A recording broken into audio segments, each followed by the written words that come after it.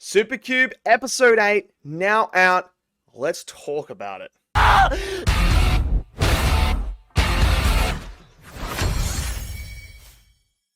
So the new episode of Supercube is now out for you guys to go and check out. And look, man, last week they absolutely cooked. Arguably one of the best episodes of the whole entire season. Arguably one of the best episodes of the entire year. That fight sequence was absolutely unbelievable. The animation was on point. China is absolutely cooking, man. Between Supercube to Be Hero X, they are cooking right now. And we still got more of their stuff coming, which I'm so excited for as well. But episode 7 was great. Now we move into episode 8. Now, this was when I was so intrigued to see what would happen moving forward. Now that, obviously, the events of episode 7 happened where he failed to keep her alive, and that other guy came and took her, how is this going to affect him as a character? What is going to be the narrative now moving forward? So, I thought episode 8 was a fantastic episode at doing that. Because there's no action in this episode. This is not a high-octane action. We just had that. This is now redirecting the story, getting it ready, getting the character ready for the next transition of what is about to happen. So the way that I have seen Supercube so far is I saw the first 7 episodes as getting us introduced to the character, showcasing the cube and what it can do, giving us some great action, and, giving us a decent story to start off with. Obviously he loves her, she loves him, he's got to protect her. But now it feels like we've shifted from that to more narrative driven. Now we are starting to explore the world that is Supercube and dive into more deeper themes and deeper narrative than what we got in the first 7 episodes, which I absolutely love. Because the first 7 episodes were great, but this episode, for me, it's breaking down the character and then reconstructing him again and giving him a new purpose of life. And that's what this episode truly felt like to me. So when we see him there struggling with coming to terms of what just happened and how he was not able to do it. Now the cube's not talking to him.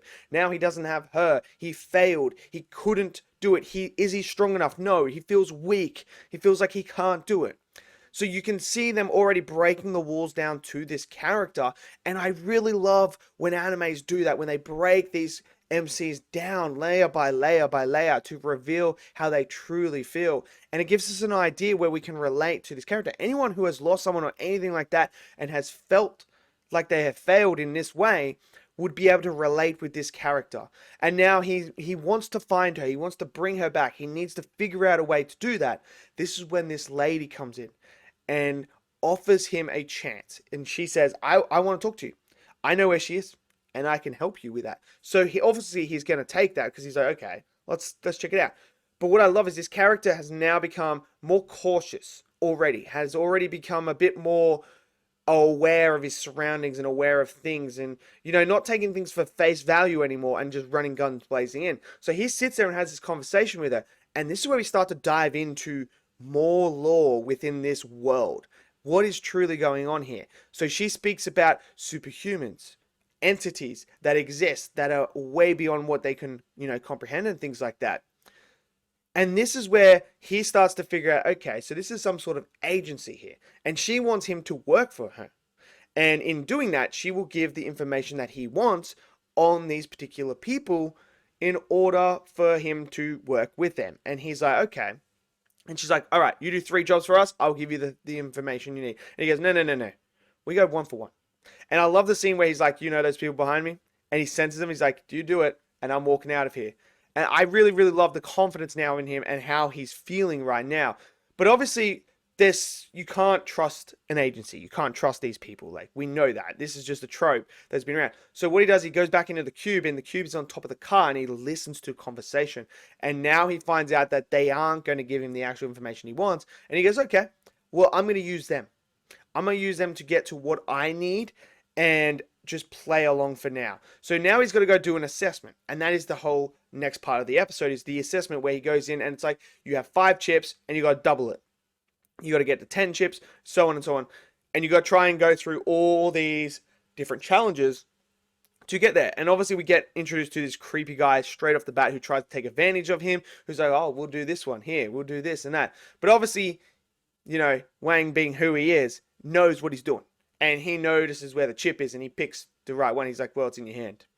And this is where he does it. So you can already see that. And now he is inside this agency. He's now got this bodyguard job that he needs to do to find out this information. So I feel like we are now pushing it because now we've broken down Wang as a character and now we're rebuilding him up with a new sense of purpose. His purpose is to find his love and to find out who this other guy is that took her and what is actually truly going on. So I feel like we're starting to dive into the narrative a lot more. And that's what this episode is. This episode didn't need to have action. All it needed to do was to showcase where this character is at now, break him down, and then give him a new sense of life. And that is trying to find out where she is and how he can save her, how he can bring her back. And interesting, the cube not talking to him. What is going to happen with that moving forward? Like, because obviously the explosion happened in the last episode inside of him, inside the cube. So now what's going on with the cube? Why isn't he not talking? And I find that very interesting. So for me, I think episode 8 did its job perfectly. It did exactly what I wanted it to do. I didn't want to have another high octane action sequence. Like, I love it. I loved episode 7. It's absolutely incredible. Animation was stunning. The fight sequence was stunning. The hand-to-hand was great. But we just had that. Now it's time to refocus and give me the story. Because ultimately, narrative comes first, then the characters, and then the action and everything else follows that. So, again, this episode was animated great as well. I had no problems with the animation whatsoever at all. I don't feel like there was, obviously, it's not going to be on the level of the last week's. Because last week was, you know, they felt like they saved everything for that particular fight there. But this episode, it didn't need to have that type of animation. But it was still a very, very good animated episode. We also got this tease of this woman in here as well that is working for them as well. What's going on? It's also teasing more superhumans. The preview for next week looks like we're getting the action that you guys would want. There's a giant freaking crocodile in it. What happens with that? I don't know what's going on with that. But I'm very, very intrigued to see. So we're going to get action next. We're going to see more people in action as well. But I'm so intrigued now to see where this story goes and where this character of Wang ends up. And what is truly going on and what is truly this cube, what is truly happening in this world. I just think it's so fascinating right now. And episode 8 has only elevated that for me to another level. Now I am, I'm 100% fully invested. China is cooking, man. China is absolutely cooking right now. Oh, man. They are just, they know what they're doing now. They know what they're doing. They're about to take over, man. I'm telling you, they're about to take over this space. But let me know what you guys think. Did you guys enjoy episode 8? Maybe you didn't. Let me know in the comment section below. Smash that like button, click subscribe, and I'll see you guys next video. Until then, stay safe, and peace out.